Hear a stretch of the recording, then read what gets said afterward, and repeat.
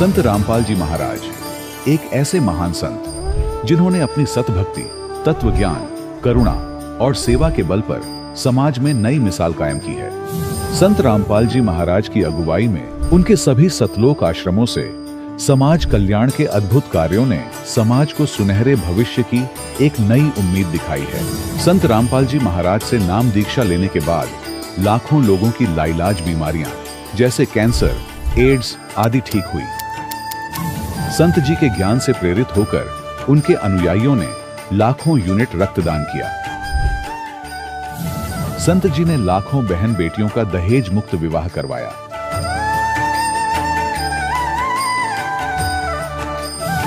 संत जी ने लाखों लोगों का नशा छुड़वाया, करोड़ों उजड़े परिवार बसे। संत जी के आश्रमों में समागम के दौरान निःशुल्क नेत्र चिकित्सा, दंत चिकित्सा प्रदान की जाती है। संत रामपाल जी महाराज द्वारा समय समय पर पर्यावरण संरक्षण के उद्देश्य से बड़े स्तर पर वृक्षारोपण किया जाता है। संत जी ने जरूरतमंदों को तत्काल राहत पहुंचाने के लिए एम्बुलेंस सेवा शुरू की। संत जी अपने अनुयायियों को देहदान के लिए प्रेरित करते हैं, जिससे मानवता की सेवा और चिकित्सा क्षेत्र में सुधार हो सके। संत रामपाल जी महाराज के सभी आश्रमों में हर रोज निःशुल्क भंडारा आयोजित किया जाता है, जहां हर वर्ग, हर जाति और हर धर्म के लोग एक साथ बैठकर भोजन करते हैं।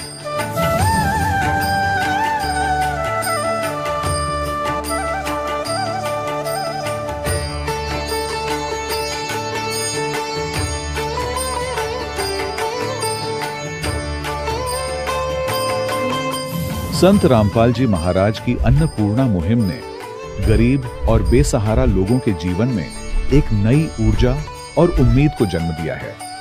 घर घर खाद्य सामग्री और जरूरी मदद पहुंचाकर संत रामपाल जी महाराज ने लोगों को दुख और मजबूरी से लड़ने की ताकत प्रदान की है।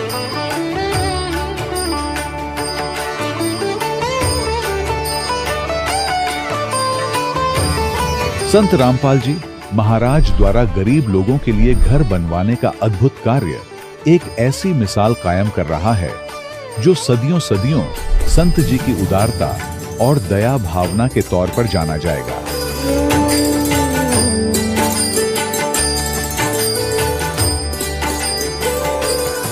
संत रामपाल जी महाराज के आश्रम में हजारों बुजुर्गों को सम्मान और प्यार के साथ जीवन जीने का अवसर मिलता है।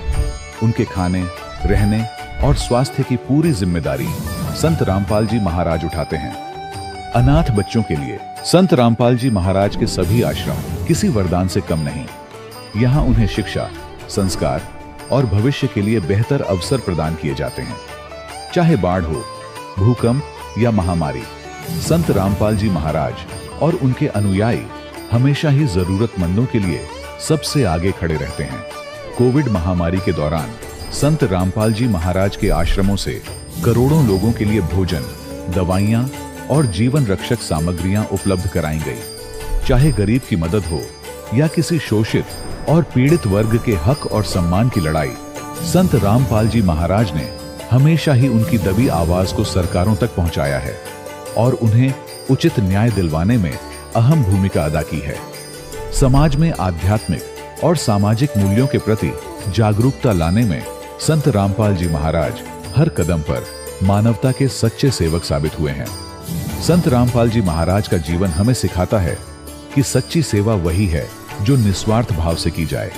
आइए हम भी इस महान सेवा के कार्य में इस महान संत से जुड़ें और संत रामपाल जी महाराज से नाम दीक्षा लेकर अपने जीवन को धन्य बनाएं।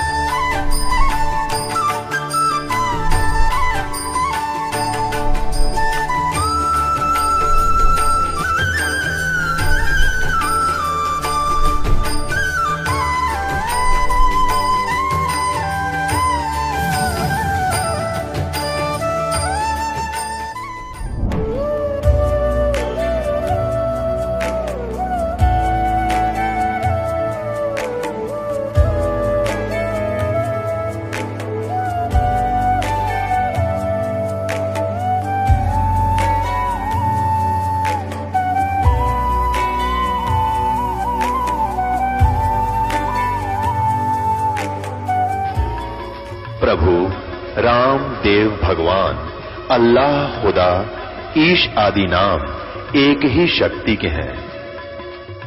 वो कैसा है, कहां है, कैसे मिलता है, किसने देखा है? ये प्रश्नवाचक चिन्ह पूर्ण रूप से हटाने के लिए अवश्य सुनिए जगत गुरु तत्वदर्शी संत रामपाल जी महाराज के अमृत वचन, सर्व पवित्र धर्मों के पवित्र शास्त्रों के आधार पर। सत्साहिब दर्शकों, वर्तमान समय में हर व्यक्ति किसी न किसी पूजा या इबादत करने में लगा हुआ है, पर उसकी इबादत उसके मजहब के पवित्र शास्त्रों के अनुसार न होने से उन्हें कोई लाभ प्राप्त नहीं होता है। ऐसी ही एक कहानी है गया, बिहार के रहने वाले मोहम्मद सिराज खान की, जो कि इस्लाम मजहब के अनुसार इबादत करते हुए पारिवारिक कलह और शारीरिक आर्थिक समस्याओं से लगातार जूझ रहे थे।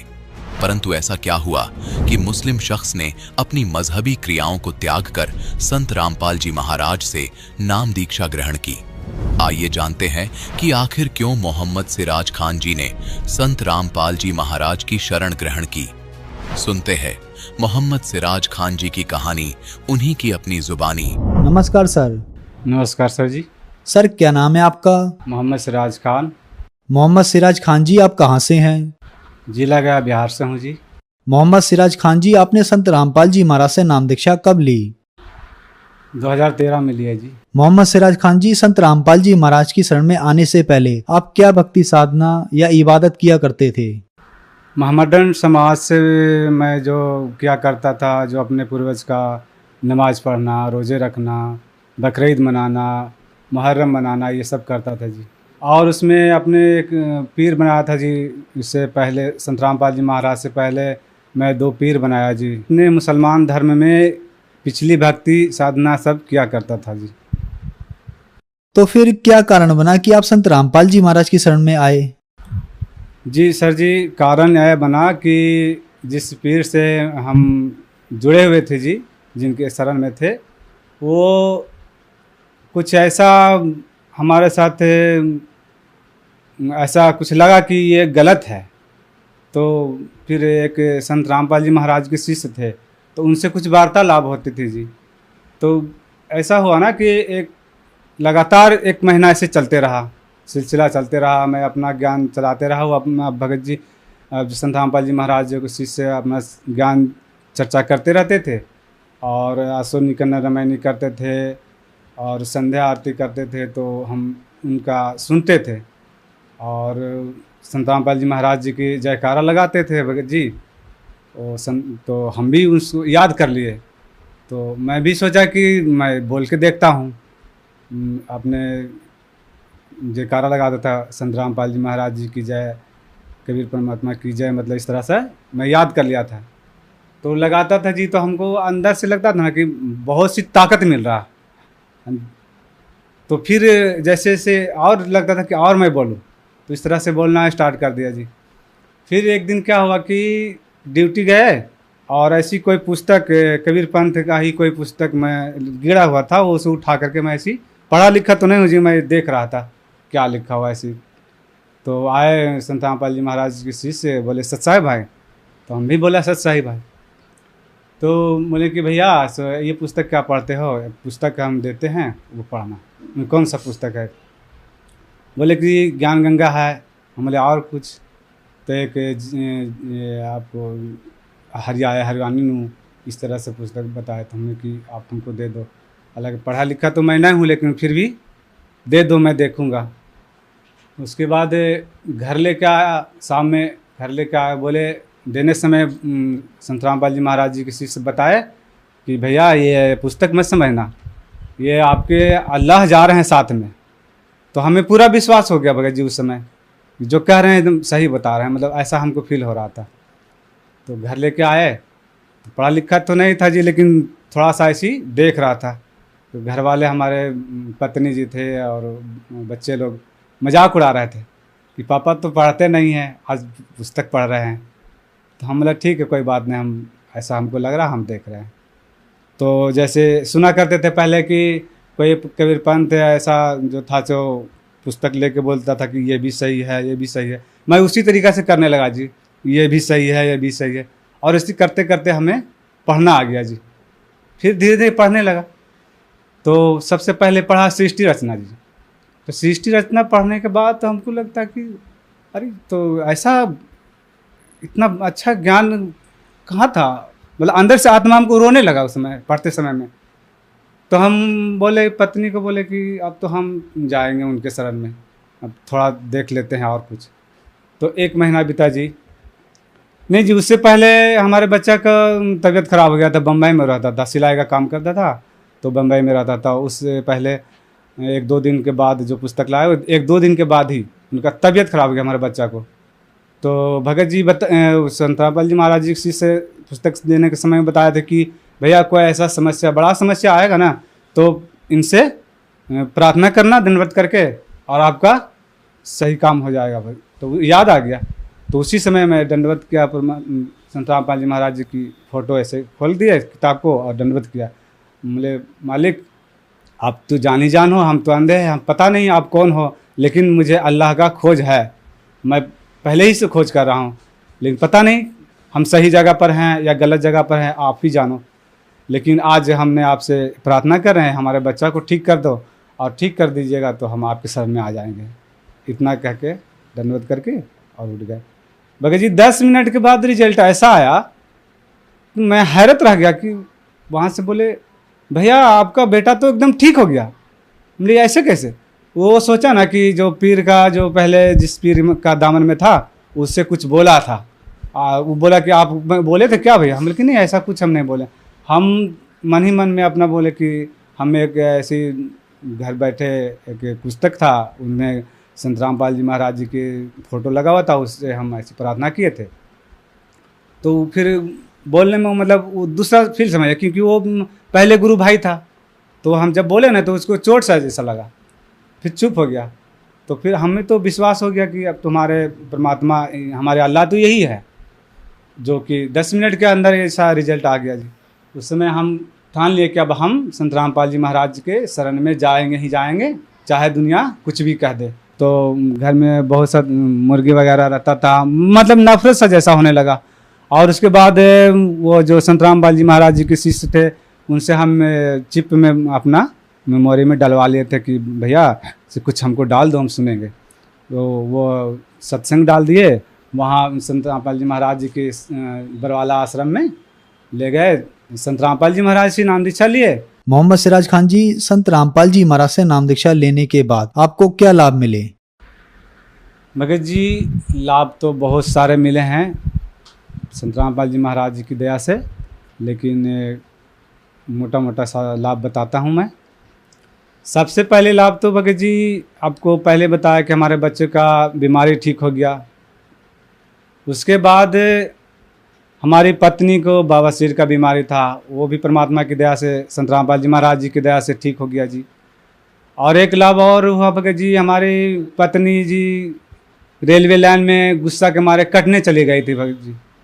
संत रामपाल जी महाराज जी की हमने नाम दीक्षा ले ली थी। उसके बाद तो हम संत रामपाल जी महाराज जी के घर में दंडवत प्रणाम स्थान था, उस जगह दंडवत किए और बोले कि मालिक अब इस दास का इज्जत आपके हाथ में है, हमारे छोटे छोटे से बच्चे हैं, अगर कुछ हो जाता है तो दास का इज्जत का कोई ये नहीं रहेगा, अब आप ही जानो कैसे होगा। अब इतना बोल करके हम दंडवत करके बैठ गए। फिर देखें, सोचे कि देख लेते हैं फिर एक बार, पता नहीं किधर चली गए। तो आप इधर निकले आगे तो देख रहे हैं कि चली आ रही है। अब आते के साथ बहुत से आके घबरा के रोने लगी। मुझे रोती हैं क्यों? तो माफ़ी मांगने लगी पत्नी। बोले हमसे माफ़ी क्यों मांग रहे हो, परमात्मा से माफ़ी मांगो। हम तो परमात्मा से अर्जी लगाए थे। हमारी पत्नी का जीवन दान दिए परमात्मा संत रामपाल जी महाराज। उसके बाद जी हमारे महल्ले एक बेटा है, वो प्रणाम स्थल के नीचे ही वो सोता था जी रात में, और एक चौकी था बगल में जी आगे, उस पर हमारे बड़े बच्चे सोते थे और बच्चे सोते थे। और नीचे जो चौकी के नीचे जो होता है ना, एक सांप ऐसे बैठ करके और ऐसे करके गुरु जी के सामने का फ़ोटो और दम तोड़ दिया जी। हमारे बच्चे ऐसे लेटे हुए थे सामने रात में। फिर क्या हुआ कि रात में आवाज़ मिलता था, लेकिन पता नहीं, हमको लगता कि बाहर में बोलता होगा। फिर हमारी बच्ची जी, छोटी सी बच्ची है, वो झाड़ू देने के लिए गए तो देखा कि अरे ये तो क्या है, तो निकाला तो देख रहे हैं कि इसी सांप ऐसे बैठा हुआ है, ऐसे फंद मार के दम तोड़ दिया भगत जी।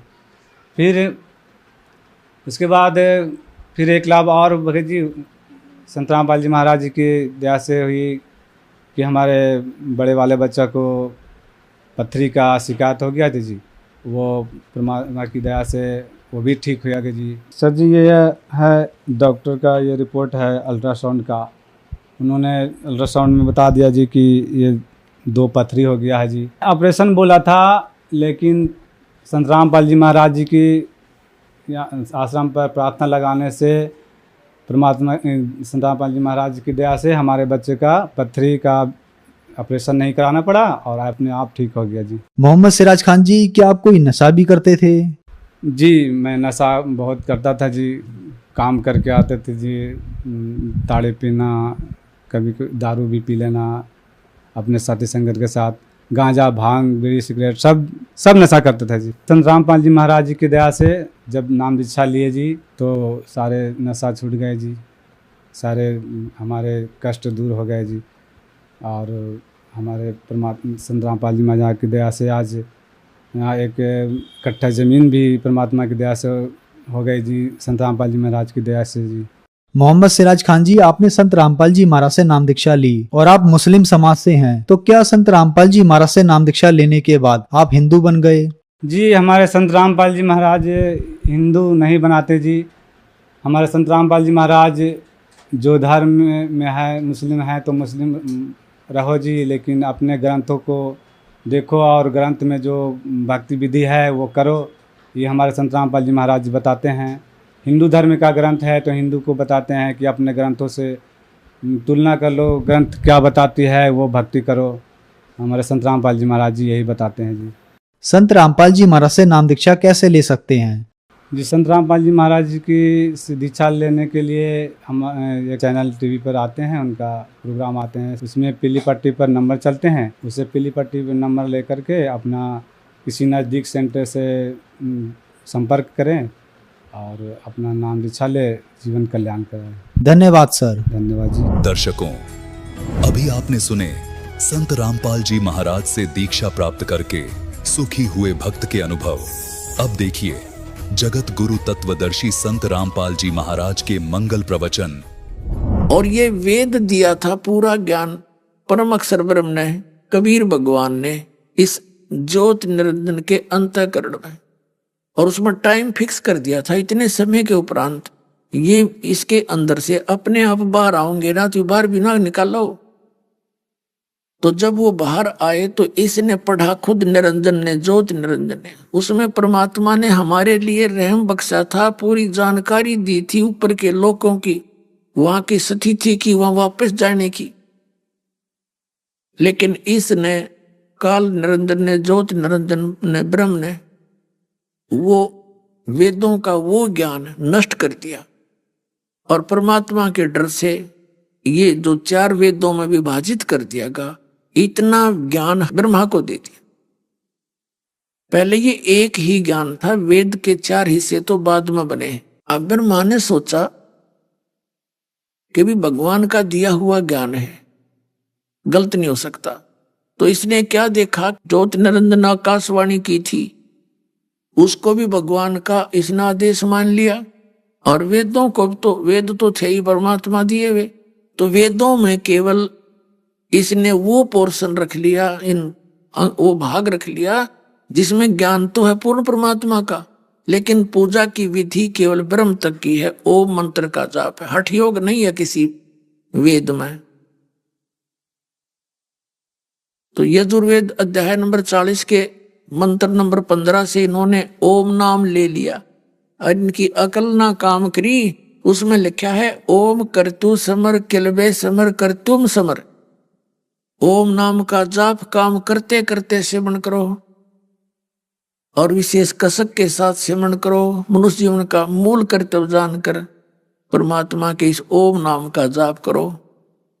इसका भाव ये है, लेकिन इनका तो काल ने जो प्रेरणा दे रखी, इसने जो प्रेशर डाल दिया, मिसगाइड करने थे, वो हठ योग पहले दे दिया इससे, उससे इसमें सिद्धियां आ गई और फिर इसने दोबारा फिर ट्राई की कि मैं अब मेडिटेशन करूंगा, समाधि लगाऊंगा और परमात्मा को पाऊंगा। दुर्गा ने कहा, बेटा यदि तुझे तेरा पिता नहीं मिला तो क्या करेगा, फिर कहां जाएगा तू?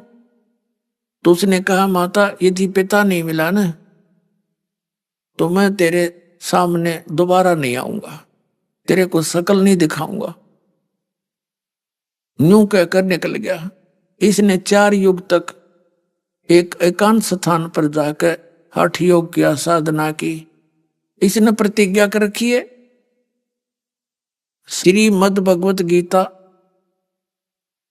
अध्याय नंबर 7 के श्लोक 24 और 25 में ये कह रहा है कि मैं अपनी योग माया से गुप्त रहता हूं, छुपा रहता हूं, मैं कभी किसी के सामने नहीं आता। मुझ अव्यक्त को ये व्यक्तिम आपनम मनन्ते, मुझ अव्यक्त को, मुझ गुप्त को ये व्यक्ति रूप में आया हुआ ये जन समुदाय, मूर्ख जन समुदाय मान रहा है, मुझे कृष्ण मान रहा होगा। मैं कृष्ण नहीं हूं, मैं अपनी योग माया से छुपा रहता हूं, मैं कभी किसी के सामने नहीं आता। ये मेरा अनुत्तम और अव्यय यानी अटल विधान है, ये मेरा कभी नाश न होने वाला विधान है कि मैं कभी किसी के सामने नहीं आता, गुप्त रहता हूं, छुपा रहता हूं। अव्यक्त माने छुपा रहना। अव्यक्त का अर्थ होता जैसे सूर्य, बादल आ जाते हैं सूर्य के बीच में और वो अव्यक्त हो जाता है, लेकिन है साकार रूप में विद्यमान है वो, और हमें वो दिखाई नहीं देता। तो ऐसे बताते हैं, जैसे सूरज के आगे बदरा ऐसे कर्म छयारे, प्रेम की पवन करे चितमंजन फिर झलके तेज नयारे। जैसे सूरज के आगे बादल, ऐसे हमारे कर्मों की छाया वो बीच में अड़गी। परमात्मा अव्यक्त है, वह विद्यमान है, हमें दिखाई नहीं देता। उसके लिए क्या बताया है, प्रेम की पवन करे चितमंजन फिर झलके तेज नयारे। परमात्मा के प्रति जब प्यार जागेगा और प्यार से ही परमात्मा मिलेगा। प्यार की एक ऐसी स्थिति आ जाती है, उसके अतिरिक्त कोई दूसरी वस्तु सुहाती नहीं जीव में। तो वो स्थिति कब आवेगी, जब हम ज्ञान से परिपूर्ण हो जाएंगे और भक्ति के स्मरण से हमारे अंदर अंतःकरण के वो मैल के बादल हट जाएंगे। फिर परमात्मा के प्रति जरा सी बात भी चर्चा चलेगी, आंखों से आंसू आना शुरू हो जाएगा। तो फिर इसलिए फिर वो प्रेम की पवन करे चितमंजन। जैसे हवा तेज चलती है, बादलों को फेंक देती है एक तरफ और सूर्य साफ दिखाई देता है। तो ऐसे ये परमात्मा के इस भजन सुमन ध्यान और धर्म कर्म किया आंधी चलेगी और इन पाप कर्मों के बादलों को छांट देगी, तो फिर वो दिखाई देगा। तो इस प्रकार गीता जी अध्याय नंबर 11 के 32वें श्लोक में कहता, मैं काल हूं और सबका नाश करने के लिए अब प्रवृत्त हुआ हूं। श्री कृष्ण तो पहले ना विराजमान थे वहां पर। और 47-48 श्लोक में कहता 11वें अध्याय के में कि ये मेरा विराट रूप है, तेरे से पहले किसी ने नहीं देखा, आगे कोई नहीं देख सकता।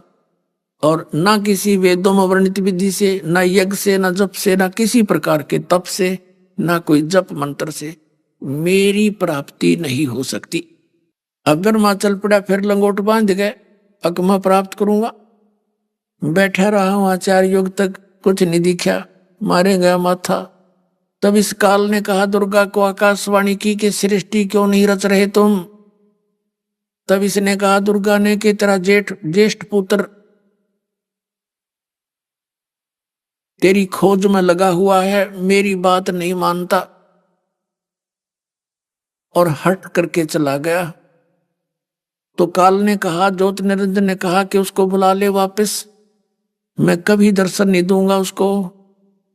तो दुर्गा ने क्या किया, अपने वचन से एक लड़की उत्पन्न की, उसका नाम गायत्री रखा और कहा बेटी तू जा ब्रह्मा को उठा के ला, उसको कहना कि तेरे बिना सृष्टि रचना हो नहीं रही, और आपको माता ने बुलाया है।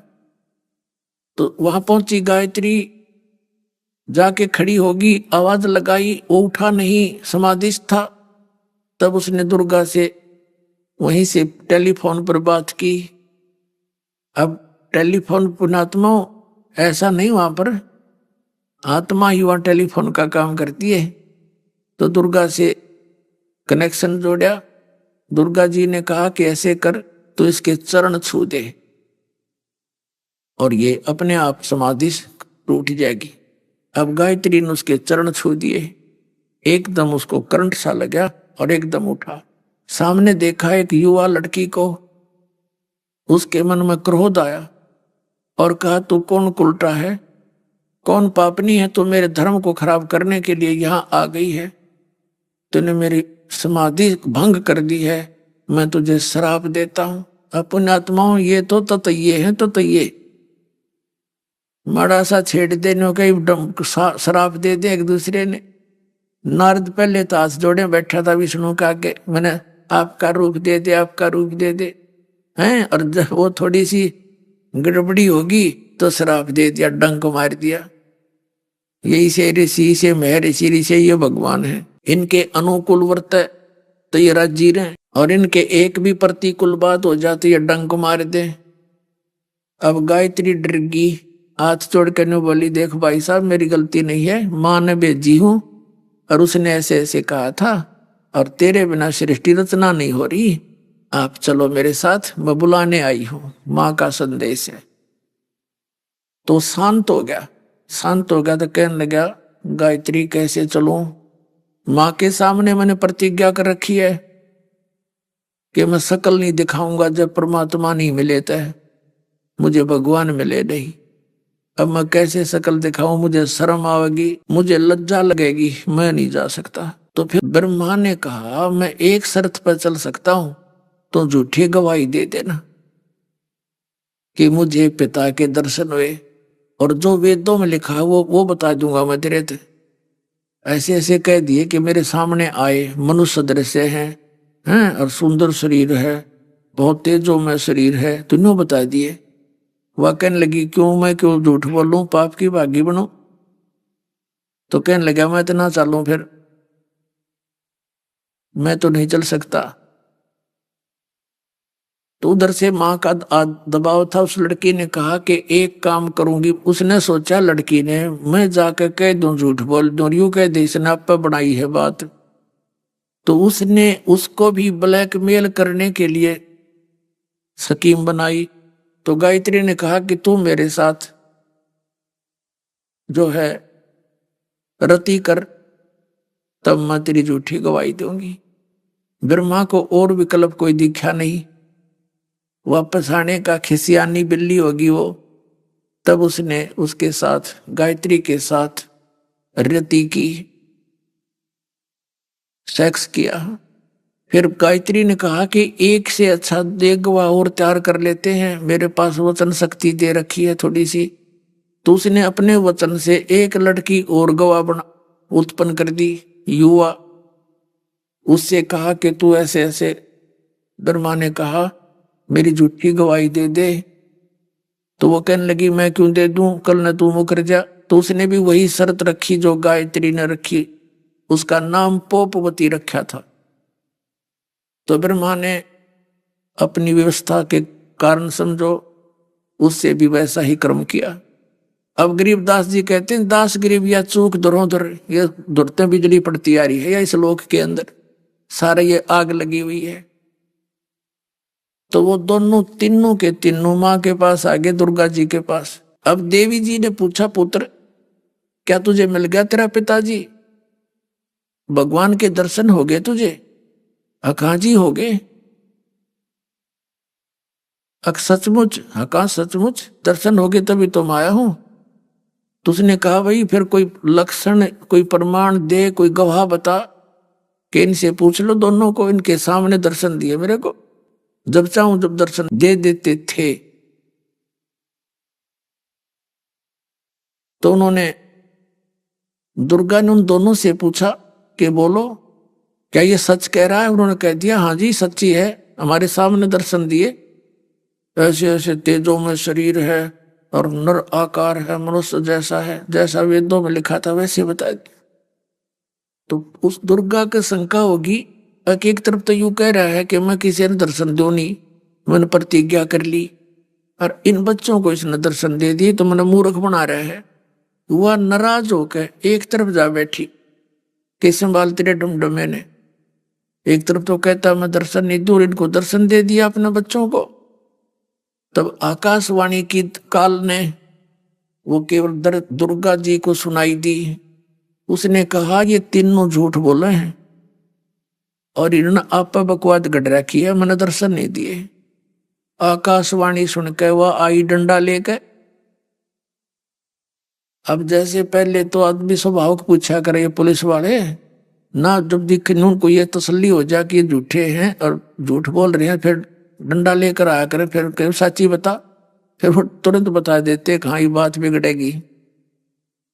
तो ऐसे दुर्गा जब आई के निकम्मो तुम झूठ बोलते हो, मुझे आकाशवाणी हुई है, परमात्मा ने तुझे कोई दर्शन नहीं दिए। आसन लग गया बिरबा। तो कहने लगा माता सचमुच हमें दर्शन नहीं मिले हुए और हमने झूठ बोल दी तीनों ने मिलके। मुझे शर्म लगे थी वापस आने में, मैं आ नहीं पा रहा था और भगवान का दर्शन नहीं हो रहा था। तो इन दोनों तीनों ने, हम सब ने मिलकर यह झूठ बोल दी। तब दुर्गा ने श्राप दे दिया ब्रह्मा को कि तेरी पूजा जग में नहीं होगी नालायक, और तेरे वंशज तेरे जैसे झूठे होंगे, वेदों को पढ़ेंगे समझ सके नहीं, गिर बकवाद गढ़ा करेंगे, नरी झूठी बोला करेंगे ब्राह्मण। अब इस बात ने सुनकर बेहोश हो गया ब्रह्मा। अब बहुत बात बिगड़ गया तकती। उन दोनों को श्राप दे दिया, गायत्री को श्राप दे दिया कि तू गाय रूप में जन्म लेगी और तेरे कई कई बैलपति होंगे। पौपति को श्राप दे दिया कि तू एक जड़ी बनेगी जो गंदगी में उत्पन्न हुआ करेगी, तो किसी काम में नहीं आवेगी। तो इस प्रकार उन तीनों को श्राप दे दिया और दुर्गा एकांत स्थान पर चली गई। फिर आकाशवाणी की उस ज्योत निरंजन काल ने के दुर्गा तू यहाँ की करता नहीं है, तू मेरी नौकरानी है, तूने कैसे श्राप दे दिया उन बच्चों को, अब मैं तुझे श्राप देता हूं। यह मेरा नियम है कि यदि कोई किसी को दुखी करेगा उसको भी दंड भोगना पड़ेगा। अब दुर्गा को श्राप दे दिया कि द्वापर युग में तू द्रौपदी बनेगी और तेरे 5 खसम होंगे। अब दुर्गा रोने लगी बैठ के, कहने लगी एक तरफ तो मुझसे नू कह तू यू काम कर दे, और मैंने बच्चों को थोड़ा सा धमका दिया तो तूने ऐसा जुल्म कर दिया। ज्योत निरंजन मैंने अपने पैर में आप कुहाड़ा मार लिया, अब तू कितना नाच नचा ले, मैंने नाचना पड़ेगा। अब ये भी महादुखी है, दुर्गा भी यहाँ पर सुखी नहीं है बिल्कुल भी, यहाँ सुखी कोई चीज नहीं, कोई वस्तु नहीं सुख की। अब दुर्गा जी यानी देवी जी फिर पहुंची विष्णु जी के लोक में और विष्णु जी से कहा बेटा कि तू अभी अपने पिता की खोज कर ले, कहीं फिर सृष्टि सटारट होए तुम बीच में समाधि लाला बैठो। अब जा तू भी खोज कर ले अपने पिता की किधर जाके। अब विष्णु जी चल पड़े, वो चला गया शेष नाग के लोक में। यहां जैसे राजाओं ने अपनी सीमा बांट रखी है, कुत्ते ने अपनी गली बांट रखी है, भैंसे जोटे ने अपनी सीमा बांट रखी है गांव के गांव में, कि इधर कोई दूसरा भैंसा आ जाता लड़ मरे उसके साथ। तो जो ही विष्णु जी शेष नाग के लोक में गया, शेष नाग ने सोचा ये कौन आ रहा है मेरी आज्ञा के बिना मेरे लोक में, इसको बिल्कुल खौफ नहीं मेरा, मैं यहाँ का राजा हूं। 1000 फन 1000 मुख है शेष नाग के। उसने दूर से उसको सतर्क करने के लिए कि आगे मत बढ़ जाना, 1000 फनों से विष की पिचकारी छोड़ दी, फुहारे छोड़ दिए। धुंध सी होगी विष्णु के चारों तरफ। और जब वो धुंध सी हटी तो देखा विष्णु जी ने उसका कति लीला रंग हो गया, काला। अब उसने देखा कि शेष नाग, इस कीड़े ने दे मेरा हुलिया बिगाड़ दिया, मुझे काला बना दिया कति। तो विष्णु जी ने सोचा ला इस नाग ना मारूं पहले थे। अब काल ने सोचा ये लड़का मरेंगे ही। तब आकाशवाणी की कि विष्णु अभी तू इसको कुछ मत कहना, इसका बदला तुझे मैं दिलवाऊंगा द्वापर युग में। उस समय ये काली दय में होगा और तेरा वहां श्री कृष्ण रूप में जन्म होगा, तब तू इसका बदला ले लिए। अब ऐसे लड़दड़ मरोगे तो ये सृष्टि कैसे चलेगी? तू वापस चला जा, अपनी मां को बता दे साफ साफ और कहीं भटक ले। मैं किसी को दर्शन नहीं देता, मैं कभी किसी क्रिया से दर्शन नहीं दूंगा। और आकाशवाणी में काल ने कहा यदि तने झूठ बोल दी तो तेरी दशा भी ब्रह्मा जैसी हो जाएगी।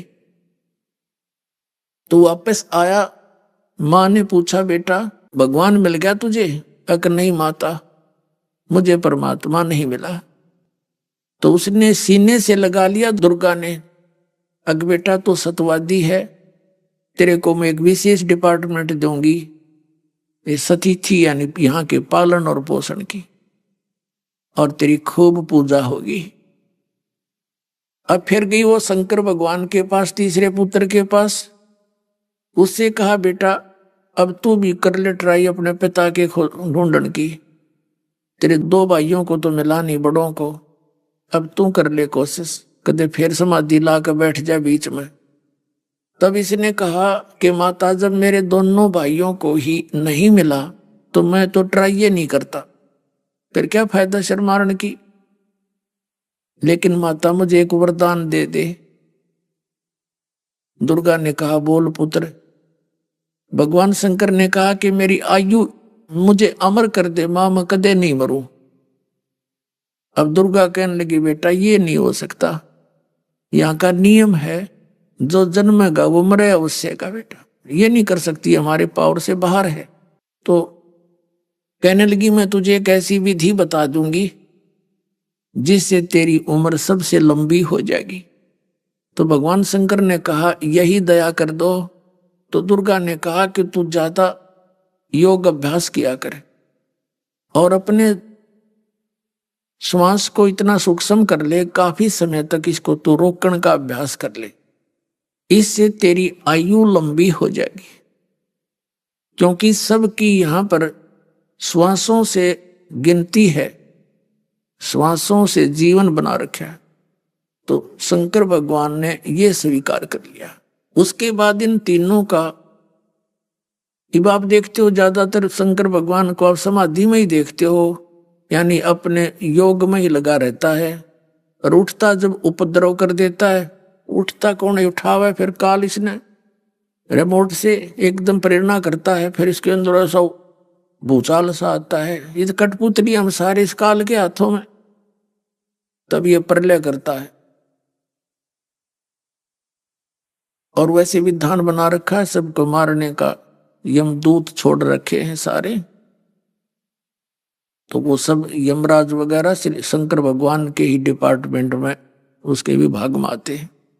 अब कहने का भाव ये है कि फिर दुर्गा ने इन तीनों का ब्याह करने की सोची, अपने ही वचन से 3 पुत्रियां उत्पन्न की और उनको सागर के अंदर छुपा दिया समुद्र में। दूसरी बार इन्होंने जब सागर मंथन किया, सागर मंथन के लिए भेज दिया और कहा तुम जाओ और जो जो वस्तु निकले उनको अलग अलग पहचान करके लाना। तो ये वहां पहुंचे, तीनों लगे सागर मंथन किया। तो पहले एक लड़की निकली, उसको अलग से खड़ा कर दिया, दूसरी निकली उसको अलग से, तीसरी को अलग से, अलग अलग पहचान करके ले आए माँ के पास। तो उन्होंने बताया कि माता ये पहले निकली, ये दूसरे सेकंड नंबर पे, तीसरे नंबर पर, और कुछ नहीं निकला। काफी देर तक लगे रहे। तब दुर्गा ने कहा कि पहले वाली का नाम सावित्री रख दिया, ब्रह्मा के साथ उसका संयोग जोड़ दिया,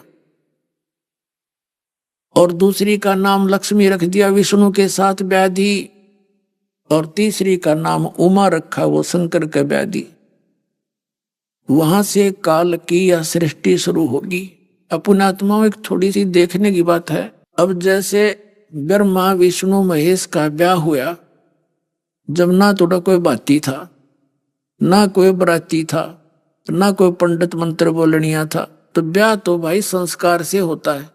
तो इस प्रकार ये ड्रामाबाजी बाद में शुरू करी, ये नकली ऋषि में ऋषियों का किया हुआ काम है। हमने फिर वहीं आना है जहां से हम सुख सुविधा से अपना जीवन निर्वाह कर सके।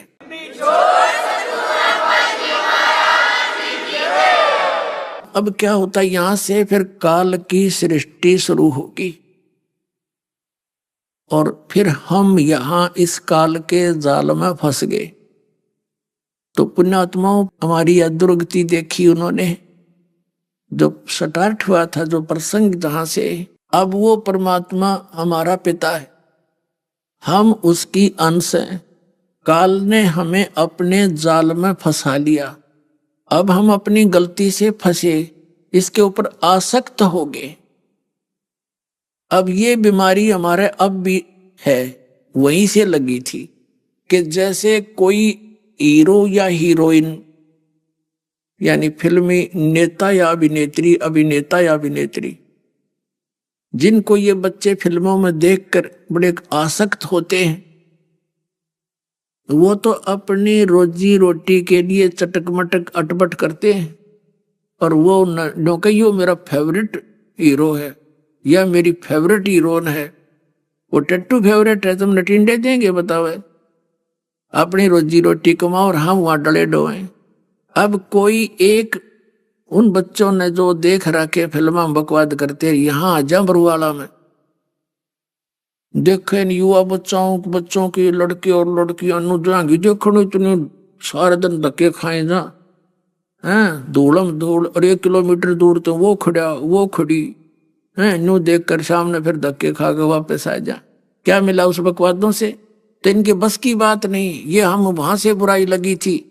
अब जो परमात्मा का ये नाम है, जाप है, विधि है, जो मंत्र दास आपको देगा, ये एंटीबायोटिक है इसको खत्म कर देगा धीरे धीरे। अपने परमात्मा के अतिरिक्त यहाँ की कोई बकवास नहीं सुनावेगी। वो परमात्मा हमारे लिए कितना दुखी है, यहाँ में क्या बुरा हाल हमारा कर रखा है इस काल ने। ये जीवन है, जीव का कुत्ते गधे बना के, सुअर बना के क्या दुर्गति कर रखी। और मनुष्य जीवन में कौन सा सुखी है बता दो हाथ खड़ा करके। चाहे राष्ट्रपति तक कह दो मैं सुखी हूं, अगले दिन ना जाने के बिजली गिर जाए उसके घर में और पूरा कहर टूट जाए, स्वयं भी मारा जाए। तो यहाँ कोई जीवन है? तो परमात्मा ने पुण्यात्माओं स्वयं आकर के ये ज्ञान बताया था सृष्टि रचना का, और हमें याद दिला कि तुम यहाँ के रहने वाले नहीं हो, ये कोई रहने का स्थान नहीं है। चल हंसा सतलोक हमारे, छोड़ो ये संसारा हो, इस संसार का काल है राजा, ये माया जाल पसारा हो। ये सब माया जाल में फंसा कर तुम्हें धोखे में दे के रखा हुआ है। ये तेरा बेटा है, ये तेरी बेटी है, 1 मिनट में मृत्यु हो जा, अपनी या बेटा या बेटी की। हमारा क्या था इसमें? कितना मूर्ख बना रखा है। लेकिन ये जीव की बस की बात नहीं है। ये तो है ज्ञान जो दास आपको बता रहा, ये सच्चाई है। यू ज्ञान भी कुछ साथ देगा आपका, लेकिन इसमें मूल काम करेगा ये मंत्र। जो नाम जाप आपको दिया जाएगा, जो 3 मंत्र का जाप है, ये विशेष मंत्र है। और जो प्रथम मंत्र है वो यहाँ के इन भगवानों से, जो हमारे शरीर के अंदर ये 5 प्रधान हैं, मूल कमल में गणेश जी, नाभि कमल में विष्णु जी और लक्ष्मी, और हृदय कमल में शिव और पार्वती, कंठ कमल में दुर्गा। ये हमारी इस बॉडी पे इनका कंट्रोल है, कब्जा है, और ये रहते अपने लोक में है जहां इनका लोक है, और वहां से प्रत्येक मनुष्य के अंदर इनका उससे कनेक्शन है। जैसे एक टेलीविजन होता है और टेलीविजन में चैनल होते हैं, उन चैनलों में जो भी कार्यक्रम दिखाई देता वो मूल तो कहीं और होता है, लेकिन उसका वहां प्रतिबिंब देख सकते हैं। तो ऐसे ये यहाँ पर हमारे जकड़े हुए हैं। और जो मंत्र दास आपको प्रथम देगा वो ये भगवानों का ऋण और इनसे मिलने वाली राहत आपको प्रारंभ हो जाएगी। यानी उसमें यहाँ की सुख संपत्ति सुविधा आपको मिलेंगी, और ये भगवान तीनों ही देते हैं, ये इनकी मजदूरी है। जैसे किसी ने कनेक्शन ले रखा है बिजली का, टेलीफोन का, उनका बिल भरते रहोगे तो सुविधा प्राप्त रहेंगी। लेकिन आप होगे कंगाल, क्योंकि साधना ठीक रही नहीं तो आपका कनेक्शन कट गया। जो आध्यात्मिक लाभ होना था वो बंद हो गया आपका केवल पहले की बैटरी चार्ज है वही काम कर रही है, जिसका थोड़ा बहुत सुख दुख जिसको हो रहा है। अब ये कनेक्शन फिर जोड़ दिए जाएंगे, दास गारंटर बनेगा आपका और इनसे कहेगा कि इनका कनेक्शन जोड़ो, ये कमाई करके तुम्हारी किस्तों में ये पूरा कर देंगे।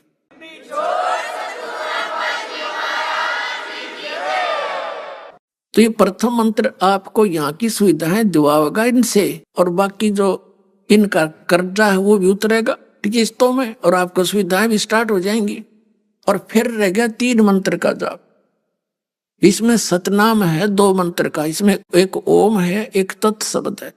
श्रीमद् भगवद गीता अध्याय नंबर 17 के श्लोक नंबर 23 में 3 मंत्र बताए हैं। ओम तत् सत इति निर्देश ब्रह्मण त्रिविध समर्थ है। ब्रह्मण माने उस परम अक्षर ब्रह्म के स्मरण का, उसकी साधना का केवल 3 मंत्र का, इस 3 नाम के जाप का निर्देश है। निर्देश mean final order, nothing else. अभी आपने सुने संत रामपाल जी महाराज के मंगल प्रवचन। आइए अब सुनते हैं संत रामपाल जी महाराज से नाम दीक्षा लेकर सत भक्ति करके अद्भुत लाभ प्राप्त करने वाले अनुयायी के विचार। दर्शकों, मनुष्य अनेकों भक्ति साधना करता है और परमात्मा से लाभ प्राप्त करने के लिए हर मार्ग अपनाता है, लेकिन फिर भी ना उसे कोई लाभ मिलता है और ना ही कोई राहत। दर्शकों, ऐसी ही कहानी थी छत्तीसगढ़ के रहने वाले भीखम लाल साहू जी की। भीखम लाल जी पहले सभी पारंपरिक भक्ति साधना किया करते थे। ये व्रत भी रखते थे और नवरात्रों में माता की पूजा भी किया करते थे, लेकिन फिर भी ना तो इन्हें शारीरिक सुख मिला और ना ही मानसिक शांति मिली। लेकिन आज भीखम लाल जी का कहना है कि जब से मैंने संत रामपाल जी महाराज की शरण ग्रहण की है, तब से मुझे ऐसे अद्वितीय लाभ मिले हैं जिनका वर्णन करने के लिए आज मेरे पास शब्द नहीं है।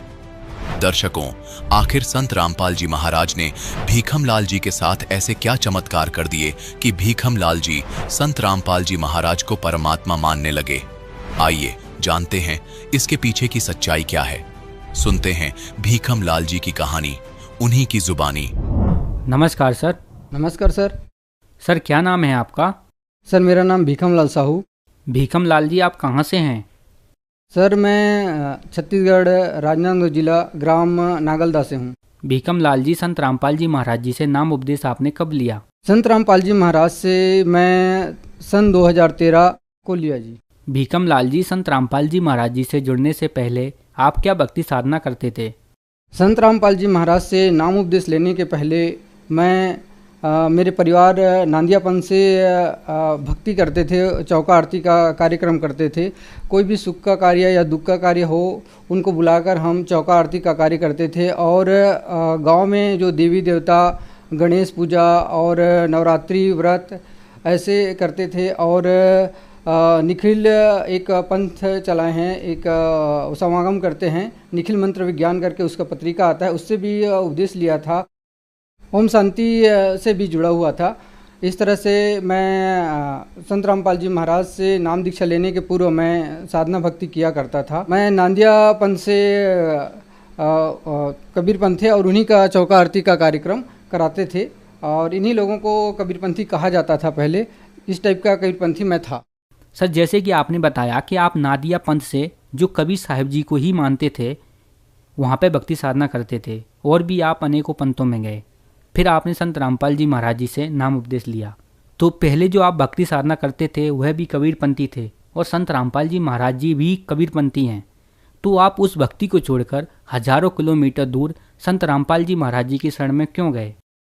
संत रामपाल जी महाराज से नाम उपदेश लेने का एक बड़ा ही कारण है। मैं भक्ति साधना करता था, सब जगह तीर्थव्रत भी करता था, लेकिन शांति कहीं पे नहीं मिलता था, किसी भी प्रकार का सुख नहीं मिलता था, दुख ही दुख रहता था। कभी किसी प्रकार का परिवार में दुख, जैसे भक्तमती का पथरी, ये इन सब साधनाओं को करते करते पथरी का बीमारी हो गया और वो बहुत परेशानी से मेरे को सामना करना पड़ा, जिस कारण से मैं संत रामपाल जी महाराज से उपदेश लिया और मैं बहुत मानसिक तनाव से गुजर रहा था जिस टाइम पे मैं संत रामपाल जी महाराज से नाम उपदेश लिया। सर, जैसा कि आपने बताया कि आपने संत रामपाल जी महाराज जी से हजारों किलोमीटर दूर नाम उपदेश लिया, आप बहुत ज़्यादा परेशान थे, तो क्या संत रामपाल जी महाराज जी से नाम उपदेश लेने के बाद आपको लाभ भी हुए? क्या अनुभव रहे आपके? संत रामपाल जी महाराज से नाम उपदेश लेने के बाद मेरा बहुत बड़ा ही अनुभव रहा। जैसे मैं पहले बताया कि मेरे श्रीमती को पथरी का जो प्रॉब्लम था वो तो पहले मैं ऑपरेट तो करवा दिया था, उससे थोड़ा छुटकारा तो मिल गया था, लेकिन डॉक्टर ने ऐसा परहेज बता दिया था कि वो उसको टमाटर नहीं खाना है, हरी सब्जी नहीं खाना है, सेमी नहीं खाना है और इस तरह से प्रोटीन वाली चीज़ नहीं खानी है, कैल्शियम वाली चीज़ नहीं खानी है। तो इन सारी चीज़ों को नहीं खाना तो वो तो शारीरिक दुर्बलता के अंतर्गत आता है। तो ये मेरे लिए बहुत ही चिंता का विषय था। तो इस तरह से संत रामपाल जी महाराज से नाम उपदेश लेने के बाद मेरी भक्तमती ने ये सारी चीज़ें उसी दिन से ही स्टार्ट कर दिया। संत रामपाल जी महाराज के ज्ञान और उसके इंटरव्यू पहले से देख लिए थे अन्य भक्तों का, तो जिससे विश्वास बन गया था कि यहाँ से हम अगर नाम दीक्षा लेते हैं तो हमें संत रामपाल जी महाराज पूर्ण लाभ देंगे, ऐसा विश्वास बन गया था। उसी विश्वास के आधार पर उन्होंने उसी दिन से जिस दिन से नाम दीक्षा लिया, उन्होंने ये दूध पी और टमाटर वाली सब्जियां खाई। पथरी की दिक्कत थी, पथरी को तो ऑपरेट करके निकलवा दिया था, लेकिन परहेज ऐसा बताया था कि जिससे मतलब लाइफ टाइम उसको कैल्शियम वाली चीज़, हरी सब्जी और ये टमाटर वाली चीज़ें नहीं खानी है, ऐसा करके। तो संत रामपाल जी महाराज से उपदेश लेने के बाद आज पूरा 10 वर्ष हो गया। पूरी कैल्शियम वाली चीज़ें, हरी सब्जी, टमाटर वाली सब्जी, सब चीज़ खाती है। किसी भी प्रकार का उनको कोई दिक्कत नहीं है, कोई भी परेशानी नहीं है और वो पथरी के नाम से हमको 1 रुपये का दवाई आज तक दोबारा लेना नहीं पड़ा। ये सबसे बड़ा लाभ मेरे को मिला। नाम दीक्षा लेने से पहले जो पथरी का ऑपरेशन कराया था, उसके बाद से उसके रीढ़ की हड्डी में ऐसा दर्द रहता था कि वो कुछ काम नहीं कर पाती थी, जिससे मुझे बहुत परेशानी होता था। काम काज में आर्थिक रूप से मैं वीक होते जा रहा था क्योंकि दवाइयों में पैसा लग जाता था।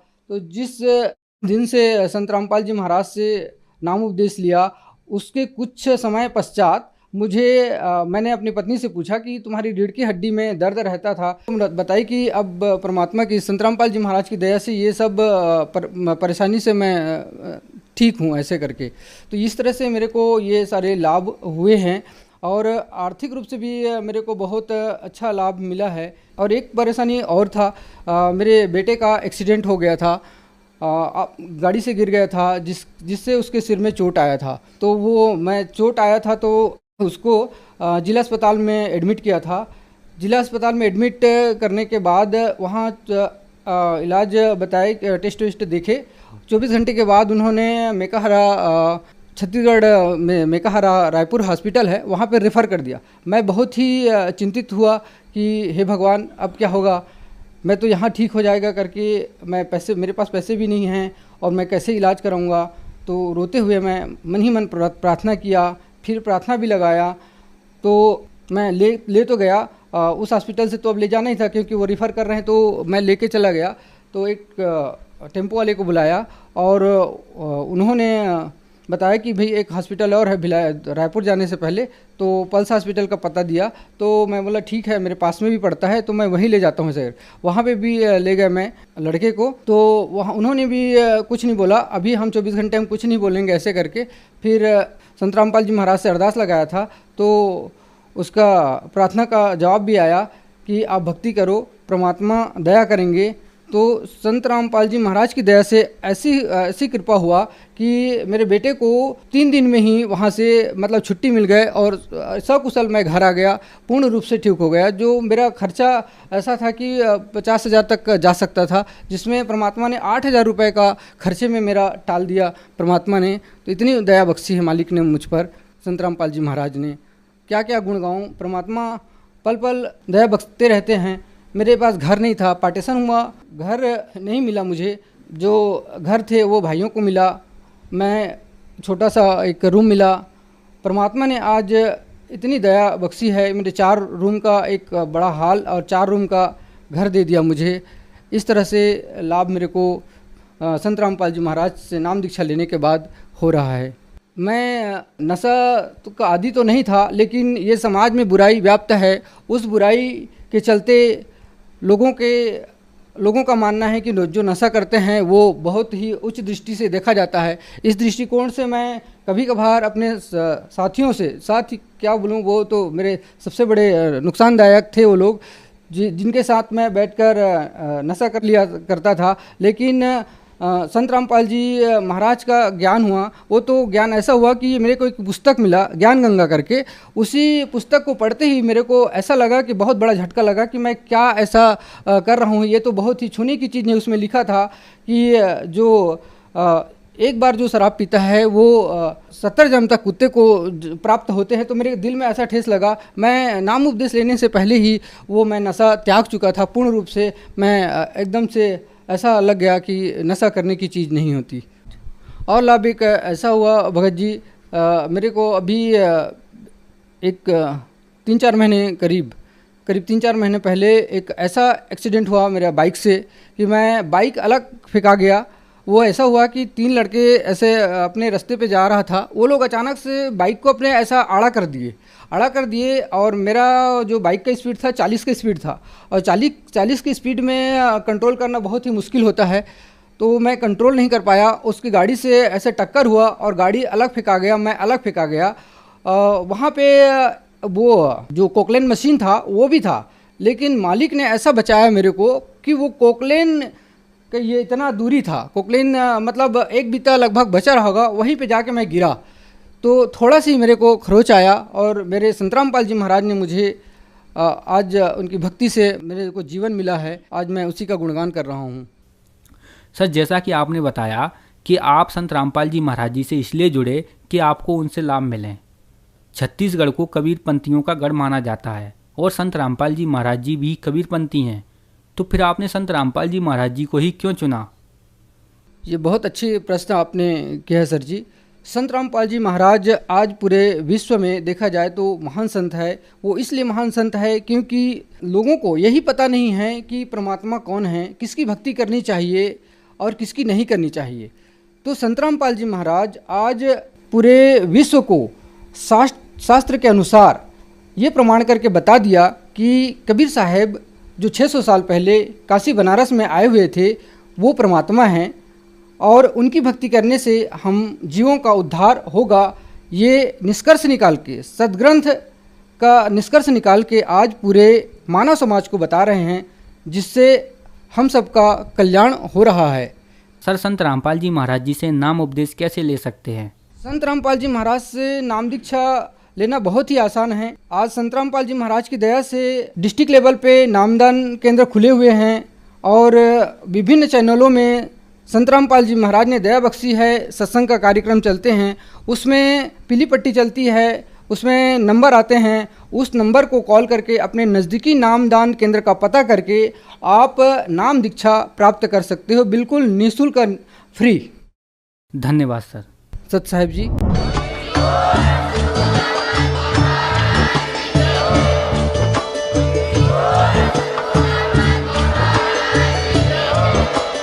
आप सुन रहे थे जगत गुरु तत्वदर्शी संत रामपाल जी महाराज जी के मंगल प्रवचन। अधिक जानकारी के लिए विजिट कीजिए हमारी वेबसाइट www.jagatgururampalji.org। संत रामपाल जी महाराज जी के शुभ आशीर्वाद से पूरे विश्व भर में 500 से भी ज्यादा नाम दीक्षा केंद्र हैं, जिन पर संत रामपाल जी महाराज जी द्वारा ऑनलाइन निःशुल्क नाम दीक्षा दी जा रही है। अपने नजदीकी नाम दीक्षा केंद्र का पता करने के लिए संपर्क करें 8222880541।